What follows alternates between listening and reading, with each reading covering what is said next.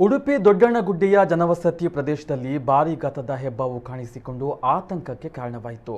ಬಳಿಕ ಸ್ಥಳೀಯರಾದ ಯಾಸಿನ್ ಮತ್ತಿತರರು ಹೆಬ್ಬಾವನ್ನ ಹಿಡಿದರು. ಈ ವೇಳೆ ಕುತೂಹಲಗೊಂಡಂತಹ ಜನರು ಹೆಬ್ಬಾವನ್ನ ನೋಡಲು ಮುಗಿಬಿದ್ದ ಪ್ರಸಂಗ ಕೂಡ ನಡೆಯಿತು. ಬಳಿಕ ಗೋಣಿಚೀಲದ ಒಳಗೆ ಹಾಕಿ ಹಾವನ್ನ ಕಾಡಿಗೆ ಬಿಡಲಾಯಿತು.